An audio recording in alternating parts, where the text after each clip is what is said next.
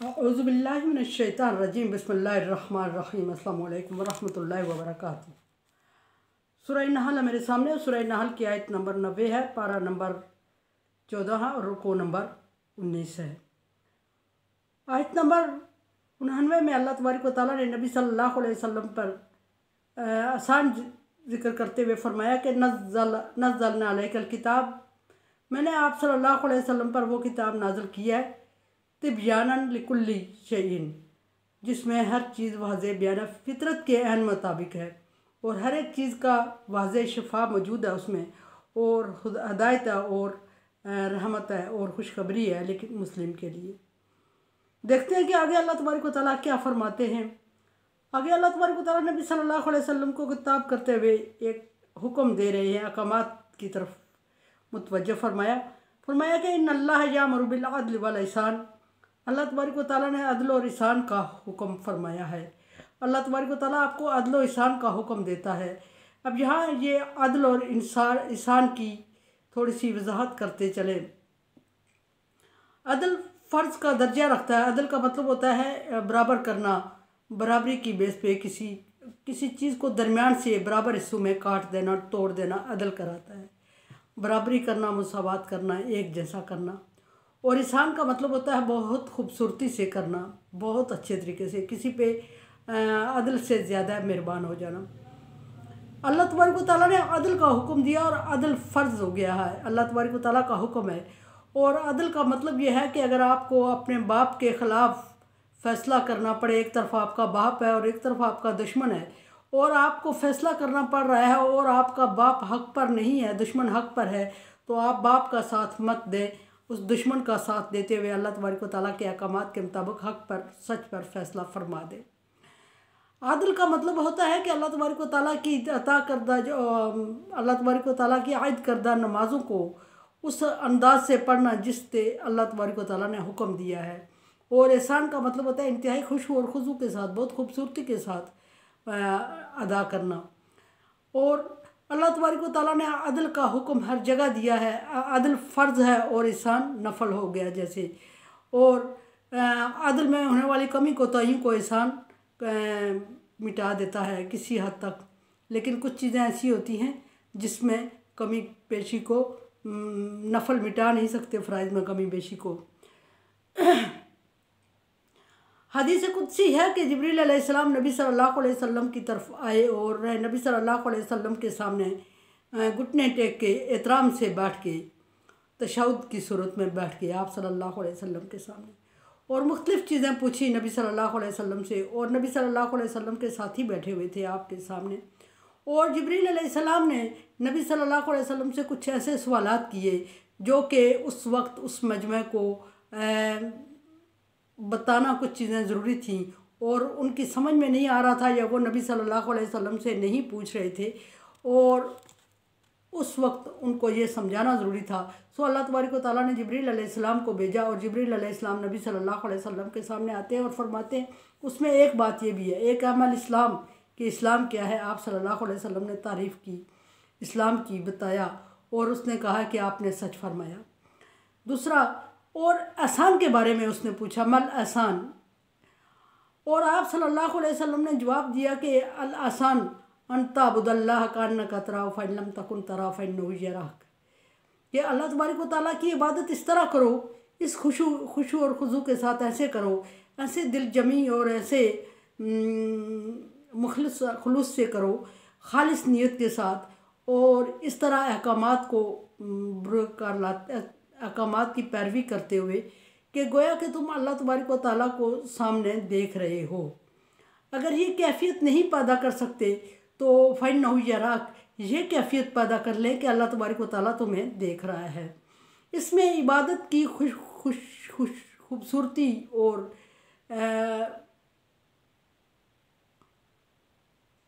खूबसूरती की तरफ इशारा है कि इंतहाई खूबसूरती के साथ अल्लाह तबारक व तआला की इबादत करो, इस तरह कि जिस तरह वो तुम्हारे सर पर है और तुम उसको देख रहे हो। ये एक एग्जांपल इस तरह दी जा सकती है कि कोई बंदा किसी को काम देता है कि मेरा ये काम कर लो, और वो जो काम करने वाला है वो उस बंदे को सामने उजरत ले लेता है, और जिसने उसको काम दिया है वो उसके सर पे खड़ा है, वो उसको सामने देख रहा है, तो डेफिनेटली बहुत खूबसूरती से काम करेगा।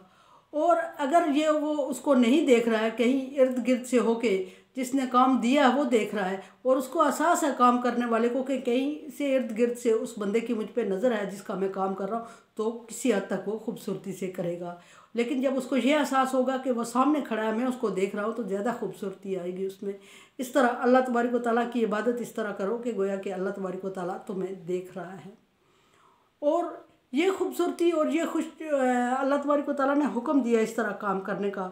और ये बात वाज़ेह हो गई कि अदल का मतलब है फ़र्ज की गई चीज़ें, और एहसान का मतलब होता है इंतहाई खूबसूरती के साथ करना। दुनियावी लेवल पे भी अगर हम करें हकूक़ की अदायगी और उनको बड़ी खुश असलूबी से, अहकामात को खुश असलूबी से पाया तकमील तक पहुँचाना और इंतहाई खूबसूरती के साथ उनके वक्त के साथ और उनके सारे लवाजमात के साथ उनको अदा करना फ़र्ज़ है, अदल है। और उससे बढ़ के अपने हैसियत से कहीं बढ़ के आगे कोशिश करना, और जिससे उसकी खूबसूरती में इजाफा हो, इबादत हो या दुनियावी कोई काम हो या अहकामात हो, तो उसको एहसान कहते हैं। अदल फ़र्ज़ है, एहसान नफल है। और ये समझ लो कि अदल आपके ड्रेस का पाक होना, साफ़ होना है, और एहसान उसको प्रेस करना और उसकी शाइन को बरकरार रखना है। इस तरह की समझ लें। फिर फरमाया आगे कि व ईता ज़िल कुर्बा व और हकूक़ का हुक्म हुआ इसमें कि करीबी रिश्तेदारों को का हक़ अदा करो और करीबी रिश्तेदारों का ख्याल रखो। यहाँ करीबी रिश्तेदारों का जिक्र हुआ है, लेकिन वहाँ पे एक ये भी जिक्र है कि एक इंसान कभी कभार आपको मिलता है तो उसका भी आप पे हक़ है। और वो क्या हक़ है जो कभी मिलता है, दोबारा उसके मिलने के 1% चांस भी नहीं है, वो भी कुल लिन्नासी हुस्ना का हुक्म हुआ है कि उसके लिए भी अच्छी बात कर दो। और सबसे अच्छी बात जो कि इस्लाम में है वह अस्सलामु अलैकुम कहना है कि तुम पर सलामती हो, ये कहना ज़रूर है। और फिर अस्सलामु अलैकुम व रहमतुल्लाहि व बरकातहू कहना एहसान हो गया, और अस्सलामु अलैकुम कहना अदल हो गया। जैसे कि फरमाया कि और अल्लाह तबारक व तआला करीबी रिश्तेदारों को साथ रखने का या करीबी रिश्तेदारों का हक़ अदा करने का हुक्म देता है। और करीबी रिश्तेदारों के बारे में अल्लाह तबारक व तआला फरमाते हैं कि कुरान पाक में जगह जगह हक़ूक़ुल इबाद में वालिदैन के हक़ के बाद करीबी रिश्तेदारों के हकूक़ का जिक्र हुआ है हर जगह पे। और मैं ईता ज़िल कुर्बा हक़्क़हू, दूसरी जगह फरमाया कि करीबी रिश्तेदारों को उनका हक़ अदा करो। और हकूक़ की फ़हरिस्त में अगर चले जाएं तो डिफरेंट सब के हकूक़ ये लंबी फ़हरिस्त हो जाएगी। बहरहाल जिस तरह के उनके लिए अल्लाह तबारक व तआला ने मुकर्रर किया है, जो अच्छा अदा करना, अच्छे तरीके से उनका ख्याल रखना। और यनहा अनिल मुनकर वल फ़हशा, और अगली बात ये फरमाई कि अल्लाह तबारक व तआला मशर्ती उसूल कुछ बयान हो रहे हैं और अहकामात हैं इसमें। फरमाया कि यनहा अल्लाह मना फरमाते हैं अनिल फ़हशा बुराई से, वल मुनकर और नाफरमानी से, बग़या और बगावत और जुल्म से अल्लाह तबारक व तआला ने मना फरमाया है, रोका है। फ़हशा सरेआम करना, मुनकर कोई भी बुराई, कोई भी चीज़ें जो हद से गुज़र जाती है, और बग़या बगावत से और सरकशी से, और लोगों के ऊपर मसल्लत करना अपने आप को या किसी ग्रोह या किसी पार्टी को, इन चीज़ों से अल्लाह तबारक व तआला ने मना फरमाया है। और ये चीज़ें ऐसी हैं जो माशरे में बिगाड़ पैदा करती हैं।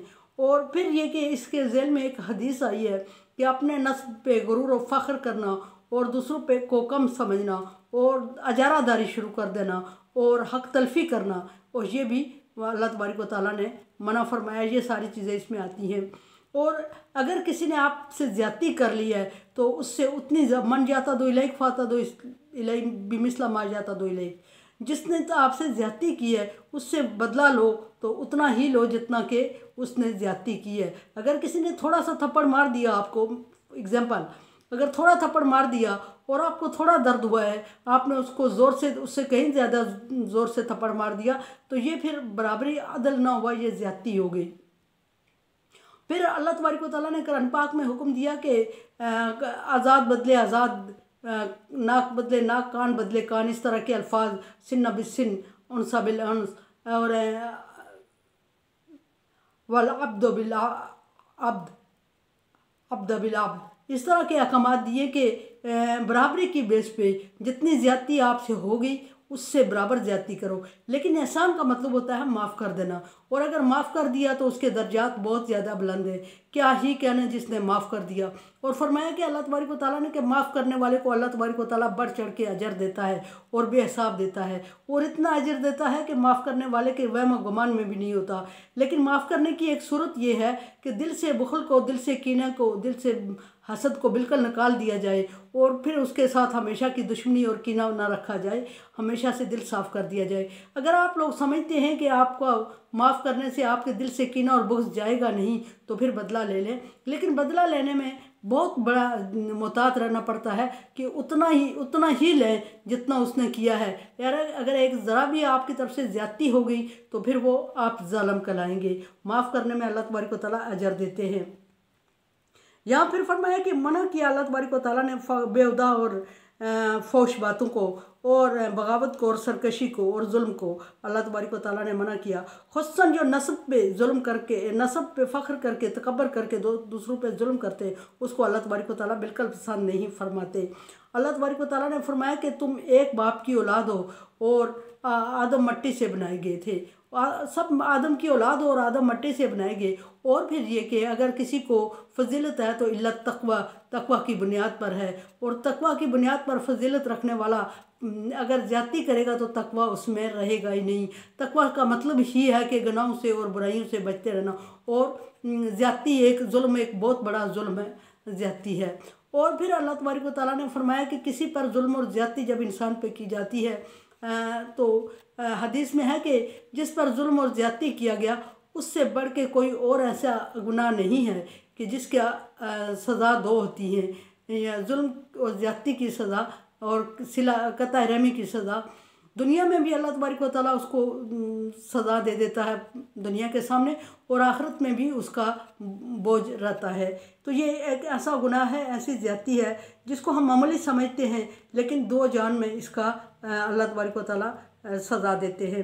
फरमाया याइज़ुकुम, अल्लाह तबारक व तआला आप तुम लोगों को नसीहत करता है, मोमिनों से खिताब है, तुम्हें नसीहत करता है और एक एक चीज़ें वाज़े करके बताता है। ज़्यादती से आगाह कर रहा है, कहाँ ज़्यादती है, जुल्म है, कहाँ एहसान है, कहाँ फोश हो रहा है, कहाँ मुनकर है, कहाँ बगावत है, सरकशी है, और ये चीज़ें वज़ाहत से बयान हो गई हैं। लअल्लकुम, इसका मकसद यह तज़क्करून, ताकि तुम नसीहत हासिल करो, नसीहत इख्तियार करो। और जब तुम नसीहत इख्तियार करोगे तो फिर अल्लाह तबारक व तआला के पसंदीदा बंदे बन जाओगे और ज़्यादती नहीं करोगे। और अगर किसी से बदला लेना भी है तो उसकी बराबरी की बेस पे लेना है। मौजूदा हमारे दौर में ये चीज़ें बड़ी ज़्यादती और जुल्म का सबब बन रही हैं कि छोटे बंदे ने थोड़ी सी उससे ज़्यादती हो गई, कोई बड़ा हुआ तो उसने उसको ये बहुत ज़्यादा ऐसी सज़ाएं दे दी कि उसकी नस्लों तक याद रहेंगी। ये जहालत का दस्तूर है जो आजकल हमारे यहाँ चल रहा है, और ये जहालत का दस्तूर, इससे अल्लाह तबारक व तआला ने इससे मना फरमाया, और इससे तकवा नहीं मिलता, और तकवा नहीं है तो फिर अल्लाह तबारक व तआला के नज़दीक तुम्हारी वैल्यू भी नहीं है। मेरे चैनल को सब्सक्राइब करें और शेयर करें, और सदका जारिया में मेरा साथ दें। अल्लाह हाफिज़।